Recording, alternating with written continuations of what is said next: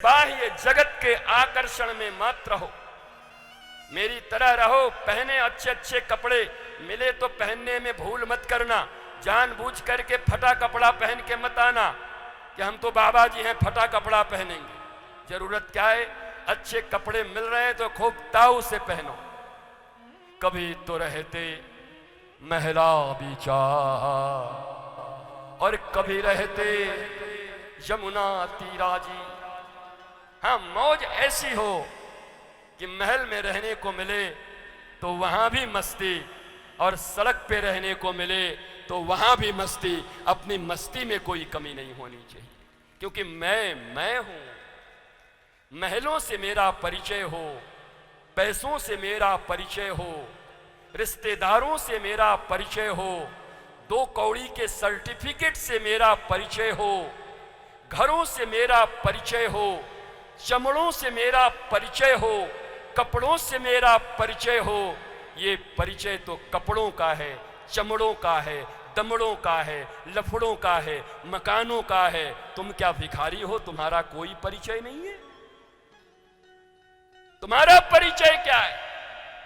The beginning of real spiritualism is who am I and why I am here and what I am doing. Nothing else. वास्तविक spiritualism, आध्यात्म की परिभाषा एक ही है, धर्म की परिभाषा। कि जब कालिदास, जो इतने गलत संस्कृत बोलते थे, उनको भाषा भी नहीं आती थी, और काली माँ की ऐसी कृपा हो गई कि उन्होंने पल भर में संस्कृत के विद्वान बनकर के बड़े बड़े किताबों का और धर्म ग्रंथों का रचना कर दिया। हमारे आपके ही महाराष्ट्र में भगवान ज्ञानदेव ने एक भैंसा को छू दिया और भैंसे ने वेद की स्तुति प्रारंभ कर दी, वेद की ऋचा प्रारंभ कर दी। तो मुझे भी ऐसा लगता है, नागपुर के श्याम नगर में बैठी हमारी सारी माताएं राधा रानी की सहेलियां हैं, उनको भी सब समझ में आता है, भगवान की हर बातें उनको समझ में आती। ऐसी कौन सी बात है जो जननी को समझ में ना आए? जननी सब समझती है। भले ही बैठ करके इतना बकबक कर रहा हूं, पर आया तो आपके ही गर्भ से हूं, मैया के गर्भ से ही तो आया हूं ना, माई के कोख से तो ही आया हूं ना, तुम्हारी गोद में ही तो खेल कर बड़ा हुआ हूं ना। हमारी माँ भी तो कान पकड़ के चपत लगाती होगी, हमें भी तो दूध पिलाती होगी, हमें भी तो रात भर सुलाती होगी। इसलिए हे माँ, अगर तुम्हारा बच्चा इतना बोल सकता है, तुम तो जननी हो, तुम क्या नहीं समझ सकती और क्या नहीं बोल सकती? तुम तो माँ हो, मातृ स्वरूपा हो। भारत में माताओं की पूजा है,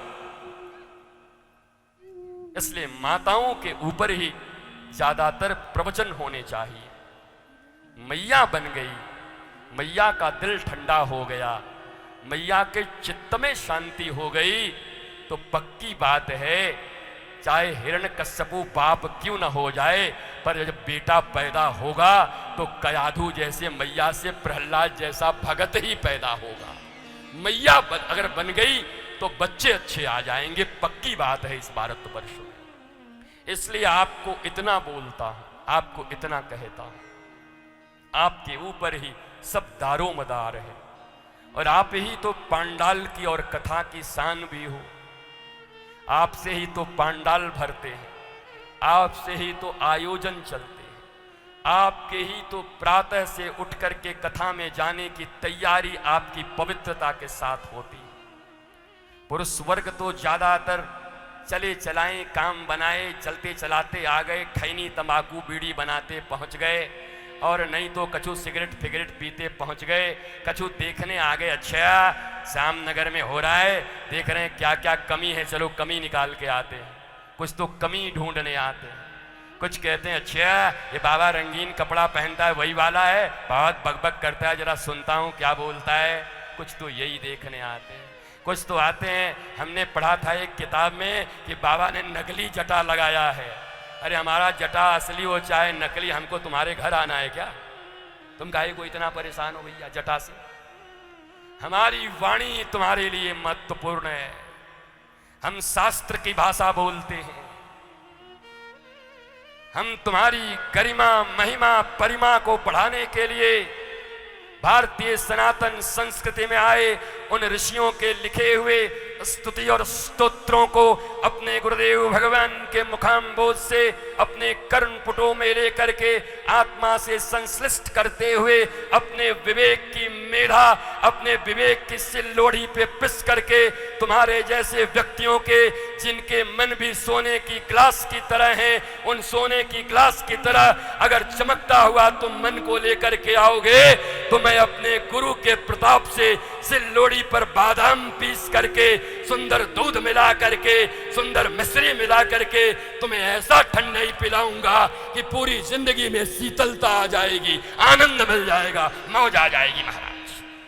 ये होगा। इसलिए संत की वाणी प्रमुख है, संत की भाषा ही प्रमुख है। और याद रखना, ज्ञान किसी भाषा को नहीं कहते, ज्ञान लच्छेदार बातों को नहीं कहते। ज्ञान का अर्थ सिर्फ इतना ही है, ईश्वर कौन, तुम कौन और जगत कौन।